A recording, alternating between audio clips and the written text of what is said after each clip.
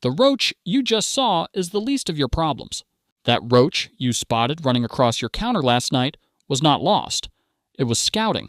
And right now, behind your refrigerator, inside your walls, and underneath your kitchen cabinets, there are hundreds more you have never seen. I am going to show you one simple hack that collapses the entire colony, not just the ones brave enough to show themselves. Why everything you have tried has made this worse. Before I show you the hack, I need to tell you something about roach behavior that the label on that spray can you bought never mentioned. Because if you have been spraying and the problem keeps coming back, what I am about to say is going to explain exactly why. And it is going to make you genuinely angry that nobody told you this sooner. Cockroaches, particularly German cockroaches, which are responsible for the overwhelming majority of indoor infestations, are what researchers classify as thigmotactic insects. That word simply means they are biologically compelled to keep their bodies in constant contact with surrounding surfaces on multiple sides simultaneously. They do not wander through open space looking for food. They travel pressed against walls, tucked inside cabinet hinge gaps, wedged into the compressed space where your refrigerator motor housing contacts the cabinet beside it. This behavior is not random preference. It is hardwired survival instinct refined over 350 million years of evolution. And it is the exact reason that broadcast spray treatments, the kind most people reach for first, fail so completely against established indoor infestations. When you spray a repellent insecticide across your countertops and along your baseboards, you are not creating a kill zone. You are creating a chemical map that every surviving roach in the structure can read through their antennae. They detect the repellent compound boundaries and reroute their travel paths to avoid treated surfaces entirely. The population you see temporarily disappears from treated areas. The population you never see continues operating normally in every untreated void and harborage site in the structure. Within 2 weeks, the treated surfaces have lost enough potency that foraging activity resumes, and you are back where you started. Except the colony has had 2 more weeks to reproduce. Here is what makes this genuinely serious. A single female German cockroach produces an egg capsule containing 30 to 40 eggs roughly every 3 to 4 weeks throughout her adult life. Each of those eggs becomes a sexually mature adult within approximately 60 days under typical indoor conditions. The math on a single untreated breeding pair over 1 season is staggering, and most infestations are not starting from a single pair. I said there is a simple hack that collapses the entire colony. I am going to show it to you, but I need you to understand one more thing first, because the hack only works if you know the mistake that completely destroys its effectiveness. And that mistake is the one thing almost every person makes the first time they try this approach. Where roaches actually live in your home. The roaches you see are the foragers. They represent roughly 5 to 10% of the total population in the structure at any given moment. The rest, the egg capsules, the developing nymphs, the reproducing females, are in harborage sites, so compressed and dark that most homeowners never inspect them. The motor housing compartment at the back base of your refrigerator is the single most common primary harborage site in residential German cockroach infestations. The heat from the motor creates a stable, warm microclimate. The darkness is complete. The space is undisturbed. It is genuinely ideal conditions for a roach colony to establish and expand. The space between your stove and the adjacent cabinet, the inside of your microwave, not the cooking cavity, but the internal housing around the electronics and the sealed gaps in the casing, the compressible gap where the underside of your upper cabinets meets the wall, inside the cabinet hinge hardware on every door in your kitchen, behind the false back panel of your sink cabinet where the plumbing penetrates the wall, inside electrical outlets on kitchen walls. Every one of these locations shares the same characteristic: tight, dark, warm, and close to a food or moisture source. That combination is the entire checklist a cockroach uses to select harborage. Understanding it tells you precisely where your treatment needs to go. Now let's talk about the hack and the mistake that makes it fail. The single most effective cockroach elimination tool available without a pest control license is gel bait.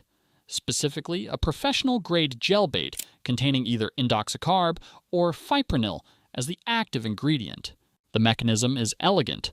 A roach finds the bait, feeds on a portion of it, and returns to the harborage site. Inside the harborage, it contacts other colony members through normal social behavior: grooming, direct contact, feeding shared regurgitated material to nymphs. The active ingredient transfers through every one of those contact points. A roach that fed directly on the bait and a roach that never touched the bait station both receive a lethal dose through this cascade transfer effect. The colony eliminates itself using its own social behavior as the delivery system. This is why gel bait reaches the reproducing females deep inside harborage sites that no spray ever penetrates. You do not need to find the colony. The foragers find the bait and carry it back to exactly where the colony is concentrated. Now, the mistake that destroys this completely. Applying any repellent insecticide in the same area where your gel bait is placed, any repellent compound near a bait placement contaminates the food source from the roach's chemical perspective. They detect the repellent signature in the environment around the bait, and they will not approach it. Your bait sits untouched while the colony continues operating normally. The repellent and the bait cancel each other out entirely. If you have sprayed recently, that repellent residue persists on surfaces for days to weeks. Place your bait in locations away from any sprayed surfaces, or wait for the residue to fully dissipate before deploying bait in those areas. Okay, how to apply the bait correctly? Small placements at many points outperform large deposits at few points. A pea-sized drop of gel bait at 20 different harborage sites works dramatically better than a large application at 3 locations. More pickup points means more simultaneous transfer chains running into the harborage simultaneously. Place bait inside cabinet hinge recesses on every kitchen cabinet door. Behind the refrigerator motor housing, pull the unit out from the wall and apply directly to the housing surface and the surrounding floor area. Under the stove, in the drawer cavity beneath the oven. Inside the gap where upper cabinets contact the wall. Under the lip of the sink. Inside any electrical outlet on kitchen walls after turning off power to that circuit. Every placement should be in direct contact with a surface the roaches already use as a travel corridor. Remember thigmotaxis. They're pressing against surfaces as they travel. Bait placed directly on those surfaces gets discovered within hours of application. Do not move or disturb bait placements after setting them. Do not wipe surfaces near them. Do not spray anything near them. The only thing you add is fresh bait when existing placements have been fully consumed. The layer that bait cannot reach alone. Gel bait handles the active population. There is a second layer that handles the harborage environment itself, and running both simultaneously compresses the elimination timeline significantly. Diatomaceous earth, applied as a fine settled dust, inside wall voids through outlet openings and into the compressed gaps at the base of cabinets, creates a passive kill zone in the areas physically inaccessible to bait placement. Roaches moving through treated voids contact the diatomaceous earth particles, which breach the waxy protective layer on their exoskeleton and cause lethal dehydration over the following hours. It carries no chemical toxicity, it does not repel roaches away from bait placements, and it remains active indefinitely in dry conditions.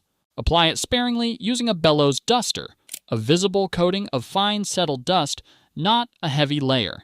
Heavy application of diatomaceous earth actually reduces effectiveness because roaches can detect and navigate around thick visible deposits. A fine settled coating is invisible to them and unavoidable. What happens in the first 72 hours?